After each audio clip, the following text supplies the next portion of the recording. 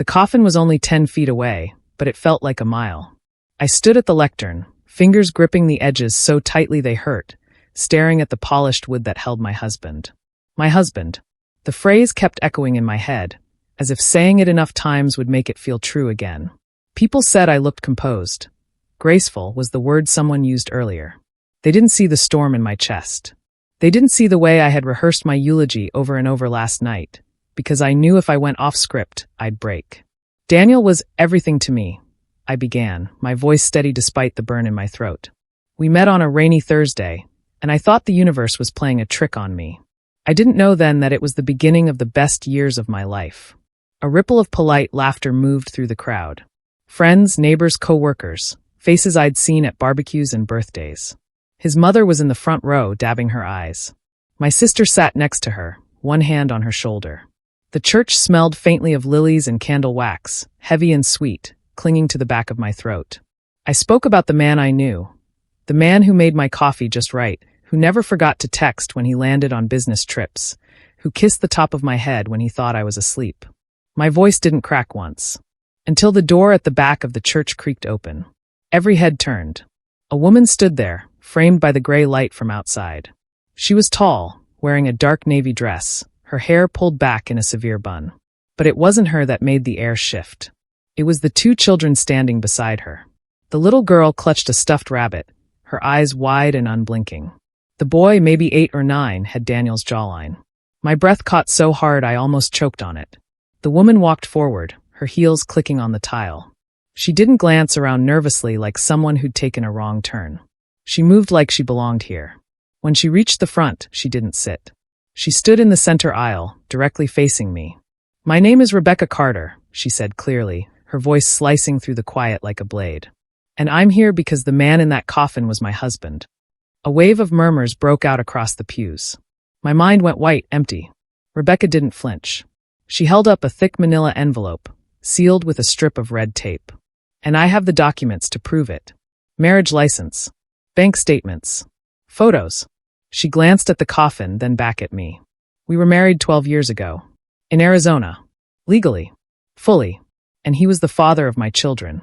The boy beside her shifted, clutching her hand. My fingers went numb on the lectern. In the silence that followed, the only sound was my own heartbeat pounding in my ears. Then Rebecca's eyes locked onto mine and she said, "You were never his only wife." For a moment, I thought I'd misheard her.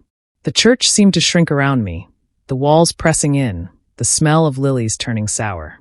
"You're lying," someone hissed from the front row, Daniel's mother, her voice sharp with disbelief.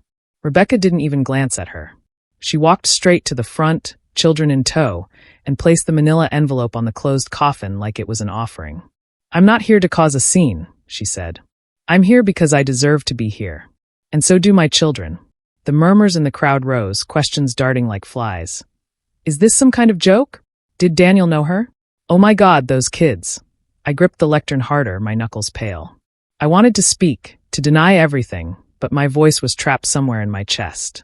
Rebecca opened the envelope. Papers spilled out, a marriage license with Daniel's full name printed neatly, a photo of him in a suit I didn't recognize, standing under an arch of desert flowers with her in a white dress. It was his smile that punched the air out of me, that same easy grin he'd worn on our wedding day. Someone gasped. Another person whispered, "It's real." My eyes darted to the children again. The boy's ears. I'd traced those same curves with my fingers when Daniel and I lay in bed. The girl's smile, it was his too. "I don't understand." I finally managed, my voice breaking. "He was with me. Every night." Rebecca's laugh was short, bitter. "Not every night. You think those business trips were for work. He was with us in Phoenix. Birthdays, anniversaries, holidays." Her eyes narrowed. "We thought you were the other woman." The pews buzzed like a hive about to swarm. Daniel's mother stood, her hands trembling. "This is absurd. My son would never." Rebecca pulled another document from the pile, a bank statement. "Joint account," she said, tapping the page. "He wired money between us for years. He had 2 lives. 2 wives. And neither of us knew about the other until last month." Her words sliced through me, sharper than the funeral silence had ever been. "Until last month? That meant—" "You're lying," I said again, but this time it sounded weak, a child's denial. Rebecca's voice softened. but her eyes didn't. I'm not. And if you want proof beyond this, I have it. Texts, emails, plane tickets, even the ring he bought me, the same one he gave you. Gasps turned to murmured disbelief. I could feel dozens of eyes on me, searching my face for cracks. Rebecca took a step closer. You want the truth? She asked. Meet me after this service. Alone. I'll tell you everything. And then she leaned in just enough for only me to hear. You'll wish you never asked. The church felt hotter now, though the air conditioning hummed faintly in the background. My palms were slick against the lectern. Rebecca stepped back, and the room seemed to tilt. People were whispering openly now, no longer hiding it, some staring at her, others at me like I'd somehow invited this humiliation. Daniel's mother swayed, her sister catching her by the elbow before she collapsed into the pew. It's not true, she kept muttering. She's lying. She's lying. But the papers still sat on the coffin like an open wound, bleeding proof. The pastor cleared his throat, shifting uncomfortably. Perhaps we should, he didn't finish. One of the children, the little girl with the stuffed rabbit, had wandered to the front and was tracing her small fingers over the engraved brass plate on Daniel's coffin. Daddy's name, she said softly, smiling at her mother. My stomach twisted so violently I thought I might be sick right there on the altar. The sight of her, the sound of her voice, was worse than the documents, worse than the whispers. Because in that moment, I knew Rebecca wasn't bluffing. Someone in the back stood up. This is a funeral, for God's sake. Take this outside. Rebecca straightened. You think I want to be here? She shot back. You think I planned to bring my kids into this? He's our loss too. Her voice cracked on the last word, and for a fleeting second, she didn't look like my enemy. She looked like another widow. The pastor raised his hands. Please let's. But the front doors slammed open again. A man in a dark suit strode in, sunglasses still on, scanning the room like he was expecting trouble. He had the build of a cop or a security guard, but the pinched look of someone used to bad news. He walked right up to me and murmured, Mrs. Carter? I nodded automatically, my voice still caught somewhere behind my ribs. He glanced at Rebecca, then back at me. You both need to come with me. Now. Rebecca folded her arms. And who exactly are you? The man reached into his jacket and flashed a badge. Detective Harris. Homicide. The room went dead silent again. Even the whispers vanished. I stared at him, my pulse hammering in my ears. Homicide? My husband died of a heart attack. Harris's mouth tightened. That's what you were told. He stepped back, motioning toward the doors. But we need to talk before this gets any uglier. Rebecca looked at me, her expression unreadable. And for the first time all day, I couldn't tell if I was more afraid of her, or of what the detective was about to say. The air outside the church was heavy, the August sun pressing against my black dress like a punishment. Detective Harris led us down the steps, the sound of murmuring mourners trailing after us. Rebecca kept a firm grip on her children's hands, her jaw tight, like she was holding back a storm. He stopped beside a black, unmarked car and opened the rear door. In, he said. I hesitated. You can't just pull us away from a funeral. I can when the funeral might be for a murder victim. Rebecca's hand froze mid-motion. Excuse me? Harris slid his sunglasses into his pocket. Preliminary autopsy came back this morning. There were toxins in Daniel Carter's bloodstream. High levels. This wasn't natural. The words hit me like a cold slap. My mouth went dry. You're saying someone poisoned him? That's what it looks like. Rebecca let out a humorless laugh. Well, I'm sure you'll want to talk to her first, she said, jerking her chin toward me. My head snapped toward her. You're insane. I didn't. Ladies, Harris interrupted, his voice even but firm. You're both on my list, along with anyone else who had access to him in his final days. He leaned on the open car door. And from what I've gathered, that's a lot of people. The implication sat between us like a ticking bomb. Rebecca folded her arms. I don't need to sit here and be accused. You might, Harris said flatly. Because here's the thing, Daniel booked 2 hotel rooms the night before he died. One in your name, he looked at me, and one in yours. He turned to Rebecca. Care to explain? I blinked, my brain scrambling. I wasn't in any hotel. I was home. Rebecca's voice sharpened. And I was in Phoenix. With my kids. Harris studied us for a moment. Funny. Security footage shows both of you checking in. The world seemed to tilt again, just like it had in the church. That's impossible, I whispered. Rebecca stepped closer to him. You're saying someone impersonated us? Or one of you's lying. The slam of a car door from across the street made me jump. I turned just in time to see Daniel's younger brother stepping out of a silver sedan.